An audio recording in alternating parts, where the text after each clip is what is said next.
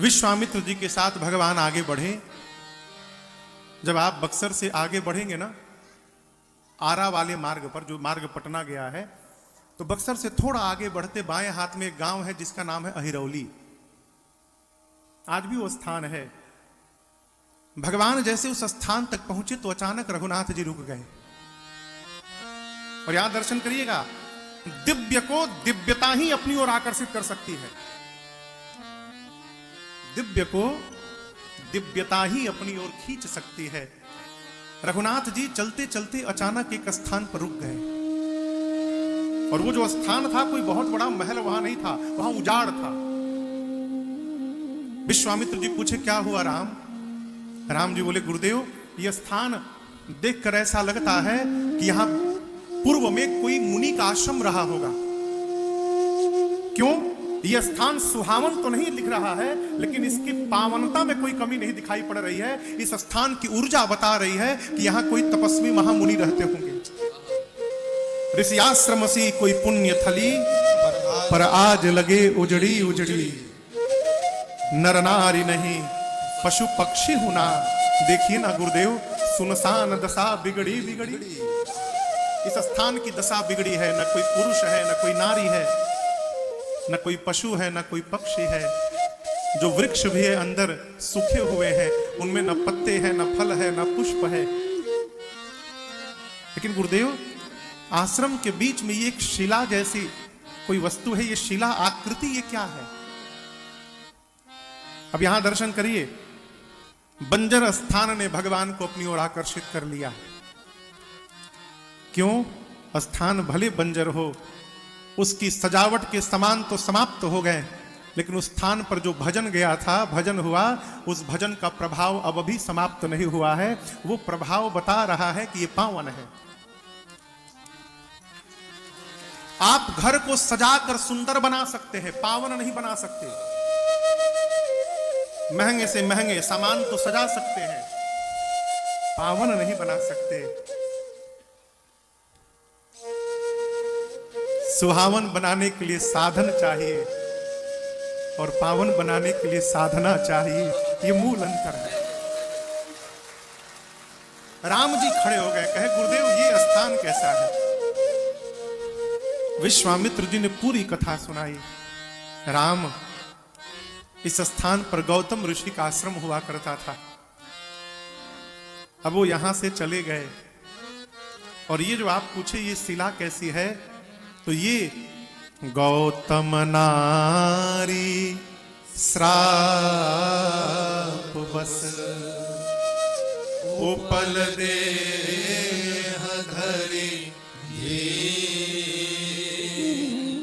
चरण कमल रज चाहते, कृपा करहु रघुवीर। श्री विश्वामित्र जी ने राम जी को पूरी कथा सुना डाली। कौन सी कथा सुना डाली? गोस्वामी जी ने उस कथा में ताला बंद कर दिया है। ऐसा नहीं कि गोस्वामी जी को मालूम नहीं है।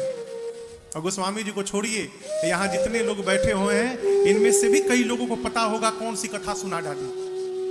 अहिल्या जी ने क्या क्या अपराध किया और क्यों उनके पति गौतम ऋषि ने उनको श्राप दिया, कई लोगों को मालूम होगा। परंतु गोस्वामी जी ने इसको बताया नहीं, छिपा दिया। सकल कथा मुनि कहा विशेष। क्यों?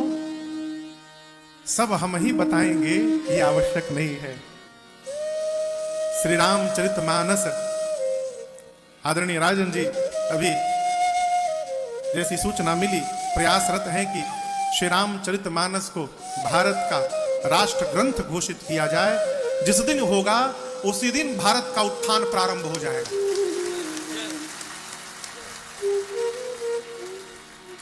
और केवल इनकी इच्छा नहीं है, जितने सनातनी है सबकी इच्छा है। पूरे ब्रह्मांड में यदि कोई मर्यादित ग्रंथ है, वो श्री रामचरितमानस जी है। ये मर्यादित ग्रंथ है। आप दर्शन करिए, छिपा दिया। क्यों? जिस वार्ता से हम कितने भी बड़े ज्ञानी क्यों ना हो, परंतु समाज में वैसी ही बात करनी चाहिए जिससे किसी के चारित्रिक दोष का चर्चा ना हो जाए समाज में। छिपा दिया। कहा ये गौतम ऋषि की अर्धांगिनी अहल्या है, पति ने ही श्राप देकर इनको शिला का बना दिया। और राम, आपसे मैं बताऊं, ये युगों से केवल एक वस्तु की प्रतीक्षा में बैठी हैं, वो आपके चरणों का रज है। इन्हीं चरणों के रज से इनके श्राप का मोचन बताया गया है। इसलिए हे राघव, कृपा आप कृपा करिए। और जैसे गुरु जी ने कहा, भगवान तुरंत कृपा किए। राम जी ने कल शायद निवेदन किया, पहली भक्ति क्या बताई? संत का संग। क्यों? देखिए, संत जब किसी का प्रमाण पत्र बना देते हैं तो भगवान उस पर विचार करना बंद कर देते हैं। इस बात को ठीक से समझिएगा। कहीं भी मंदिर में हम और आप जाते हैं, मंदिर में प्रसाद मिला, हाथ में प्रसाद लिए, प्रसाद में यदि तुलसी दल दिखाई पड़ गया, तुलसी दल दिखाई पड़ते हम समझ जाते हैं कि ये प्रसाद है। समझते हैं ना? जब दल दिखाई पड़ जाता है फिर हम ये नहीं सोचते ये प्रसाद ताजा है कि बासी है। सोचते हैं क्या खट्टा है कि मीठा है? नहीं सोचते। दल दिखाई पड़ा, हम श्रद्धा पूर्वक प्रसाद को स्वीकार कर लेते हैं। उसी प्रकार संत जब भगवान से कृपा करने के लिए किसी पर कह देते हैं तो भगवान उसकी पात्रता का विचार नहीं करते, संत के कहने से बिना सोचे उस जीव पर कृपा कर देते हैं। इसलिए संत का संग प्रथम भक्ति बताया गया। प्रथम भक्ति। महापुरुष एक कथा कहते हैं,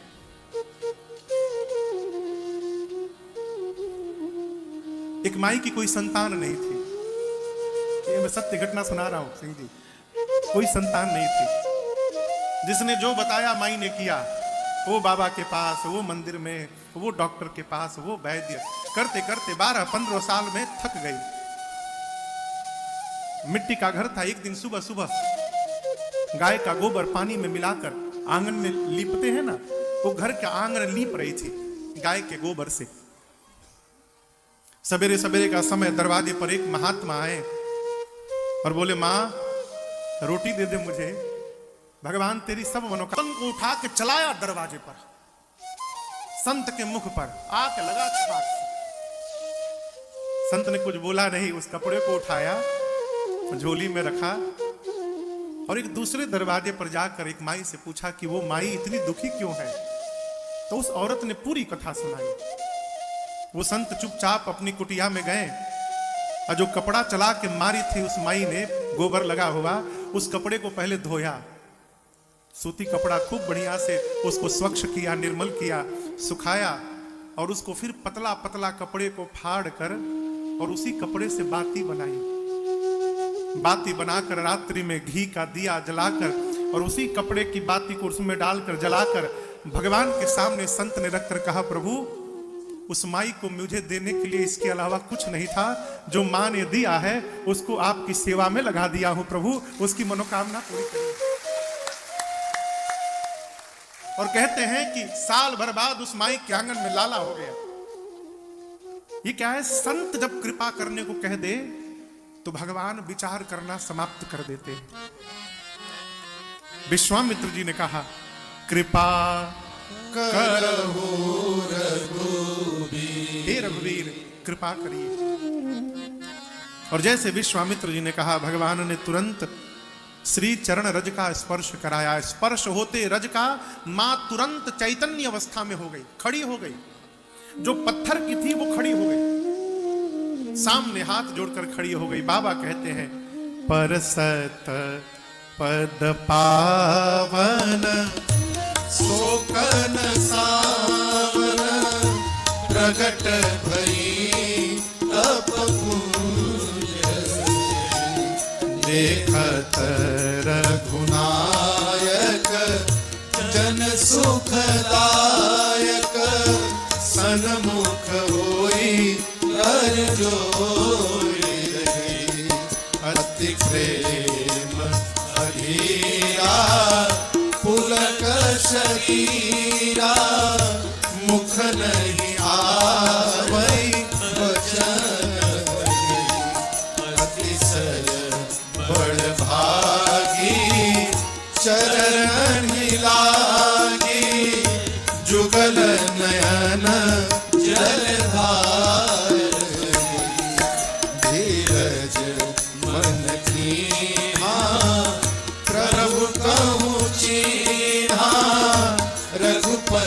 कृपा भगति पाई, अति निर्मल पानी स्तुति ठानी, ज्ञान गम्य जय रघुराई, मैं नारी पावन प्रभु जग पावन, रावण पूजन सुख लाई, राजीव विलोचन भव भय मोचन, पाई पाई शरण ही आई, मुनि शाप जो दीन्हा अति भल कीन्हा, परम अनुग्रह में पाना,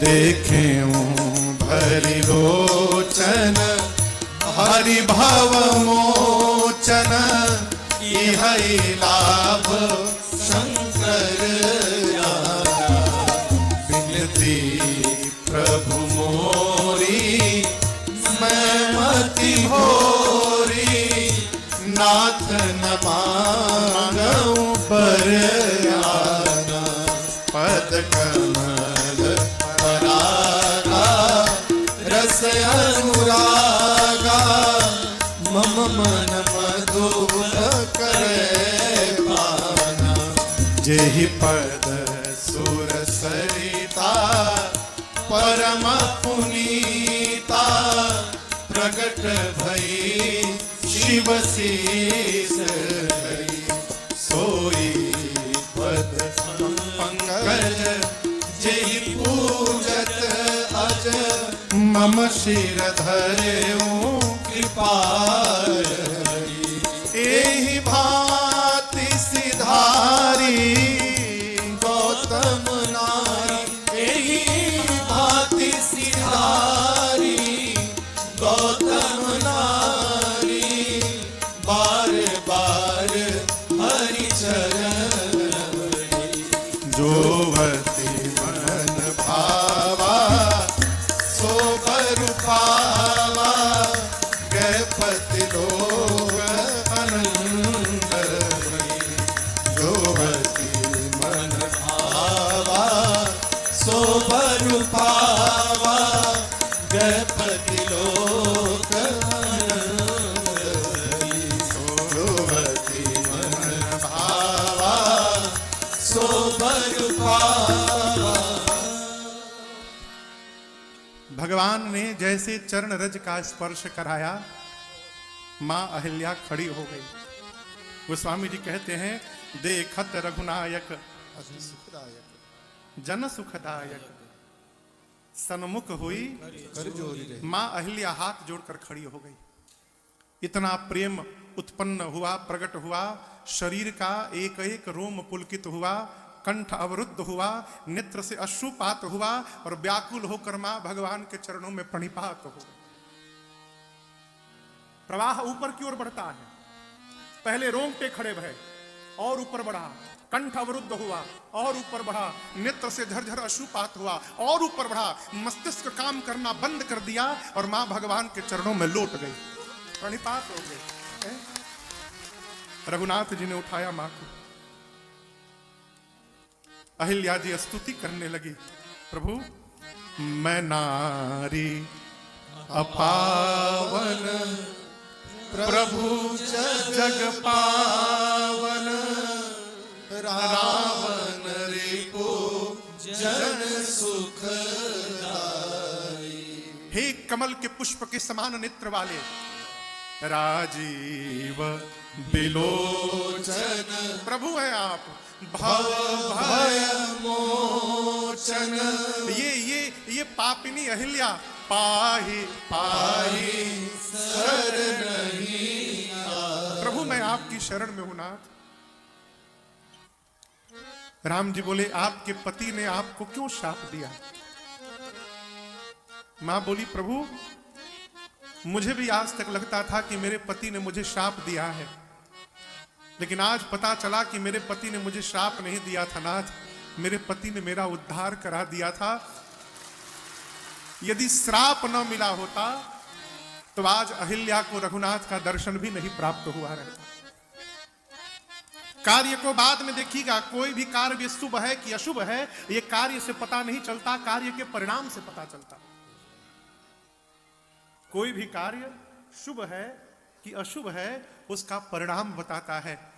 अहिल्या जी कहती, प्रभु जिस श्राप ने आपका दर्शन करा दिया वो श्राप नहीं था, वो मेरे लिए वरदान बन गया। प्रभु मेरे पति ने मेरा कल्याण करा दिया। एक विनती और है मेरी, विनती प्रभु मोरी मैं मति भोरी नाथ न मानऊं पर मुझे मांगने का ढंग नहीं आता, मैं मति से मंद हूं, लेकिन एक बात मुझे आज आपसे कहनी है।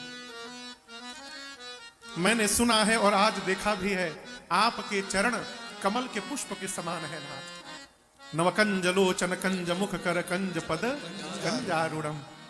यदि आपके चरण कमल के पुष्प हैं प्रभु, तो आज के बाद आप इस अहिल्या के मन को भंवरा बना दीजिए। जैसे भंवरा दिन रात कमल के पुष्प की ओर पराग के लिए ललायित रहता है, मैं चाहती हूं आज से मेरा मन आपके चरणों के अनुराग के लिए ललायित हो जाए। मेरा मन दिन रात आपके श्री चरण के पास ही भटकता रहे प्रभु, इसके अलावा हमें आपसे कुछ नहीं चाहिए। क्यों मांग रही हूं प्रभु? ये वही चरण है जिनसे गंगा निकली है। और आज एक राज की बात बताती हूं, गंगा आपके श्री चरण से निकली थी, इसीलिए शंकर ने उस गंगा को सिर पे धारण किया। चरण से निकली थी प्रभु, इसलिए शिव जी ने सिर पे धारण कर लिया। लेकिन प्रभु आज मैं शिव जी से भी आगे निकल गई हूं।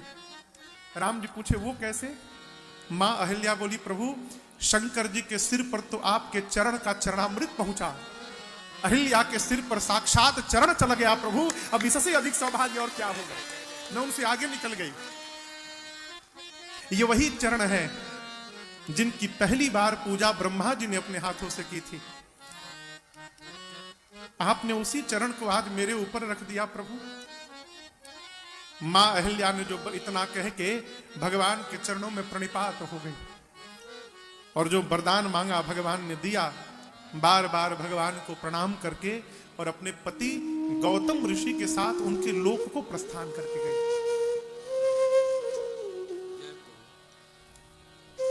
यहां पूज्यपाद श्री गोस्वामी तुलसीदास जी महाराज अपना निर्णय सुनाते हैं। क्या गोस्वामी जी कहते हैं, अस प्रभु दीन बंधु हरि कारण रहित दया तुलसीदास सठ ते भजो छाड़ी कपट जंजाल। पूज्यपाद गोस्वामी तुलसीदास जी कहते हैं अस प्रभु, अस यानी कस कैसा, तो आगे कहते हैं दीन बंधु हरि, भगवान दीनों के बंधु हैं। भगवान नाथों के नाथ नहीं है, भगवान अनाथों के नाथ है। इनका परिचय है दीन बंधु हरि। विशेषता क्या है? कारण रहित दया। जो अपने को अनाथ मान लिया भगवान उसके लिए दौड़ पड़ते। सुतीक्ष्ण जी महाराज कहते हैं, क्या कहते हैं? एक बानी, बाणी यानी भगवान का एक प्रण है। एक बाणी करुणा निधान की, क्या सो प्रिय जाके गति न आन की। भगवान को प्रिय कौन? जिसका कोई न हो, जो संसार में असहाय है, जो संसार में अनाथ है, वो रघुनाथ जी को पहले प्रियता प्राप्त कर लेता है। सो प्रिय। यहां पूज्यपाद गोस्वामी जी कहते हैं, ऐसे भगवान को छोड़कर हे सठ तुलसी, तू संसार के जंजाल में फंसा है, भगवान का भजन कर। भगवान का भजन कर क्या होगा? भगवान प्राप्त हो जाएंगे, अवश्य प्राप्त होंगे। करके तो देखिए, यदि मीरा को प्राप्त हो गए तो हमको आपको क्यों नहीं प्राप्त होंगे? मीराबाई किसी सतयुग में नहीं जन्म ली थी, इसी कलिकाल में जन्म ली थी, और उनको भगवान ने स्वयं आकर आलिंगन किया। तुलसीदास सटते ही भजू छाड़ कपट जंजाल। बोले महाराज कैसे भजे? समय नहीं है। भगवान को भजने के लिए समय की आवश्यकता ही नहीं है। आदमी कितना भी बिजी रहे, भोजन का समय निकाल लेते हैं। बंबई में देखे है, पति मोटरसाइकिल चला रहा है, अब पीछे बैठ के पत्नी निवाला खिला रही है पति को। आदमी गाड़ी पर भी भोजन कर लेता है, खड़े खड़े खा लेता है।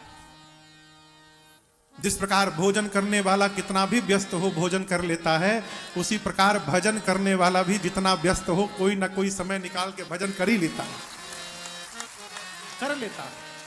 स्वभाव में होना चाहिए। आप कहीं भी रहिए, आंख बंद करके चिंतन कर लीजिए। क्या कर लीजिए? अरे दहिने लखन जी बाएं, दक्षिणे लक्ष्मणो यस्य बामे च जनकात्मजा। इस श्लोक का अनुवाद है, दहिने लखन जी बाएं, जनक दुलारी है। दहिने लखन जी बाएं, जनक दुलारी है। मंगल भवना अमंगल हारी है।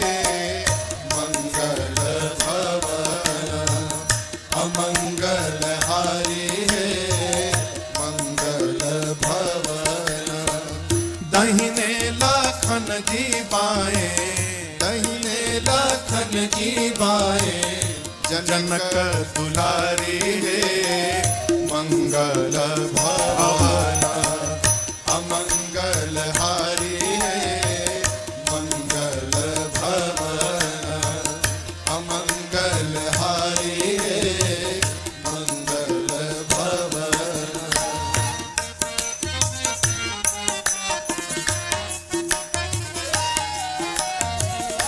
नृपद शरथ जी के अजिर बिहारी। नृपद शरथ जी के अजिर बिहारी। निर्गुण ब्रह्मा सगुण बपुधारी। निर्गुण ब्रह्मा सगुण बपुधारी। धनुष के धारी प्रभु जी, धनुष के धारी प्रभु जी, दीन हितकारी है। मंगल भवन अमंगल हारी है। मंगल भवन धनुष के धारी प्रभु जी, धनुष के धारी प्रभु जी, दीन हितकारी है। मंगल भवन अमंगल हारी है। मंगल भवन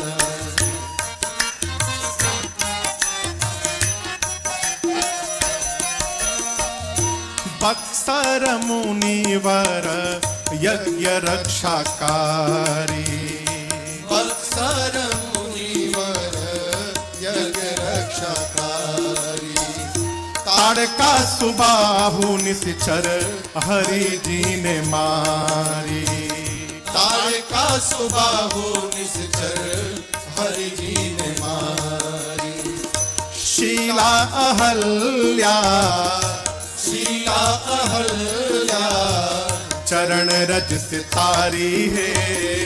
मंगल भवन अमंगल हारी है। मंगल भवन शीला अहल्या, शीला अहल्या, चरण रज सितारी है। मंगल भवन अमंगल हारी है। मंगल भवन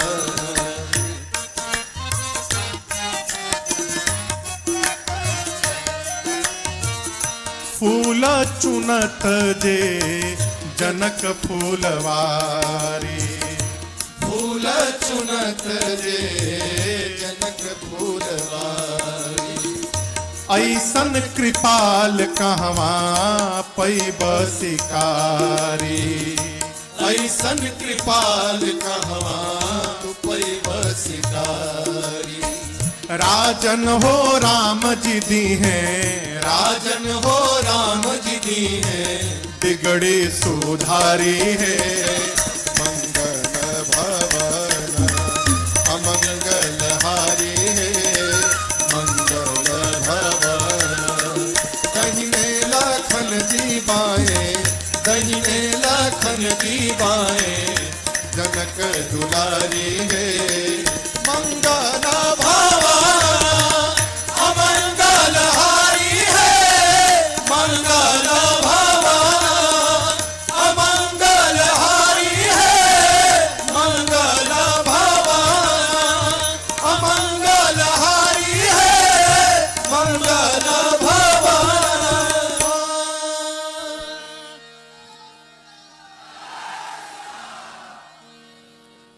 राजन हो राम जी दी हैं, राजन के राम जी दी हैं, बिगड़ी सुधारी है। मंगल भवन अमंगल हारी है, तुलसीदास सठ तेहि भजो छाड़ी कपट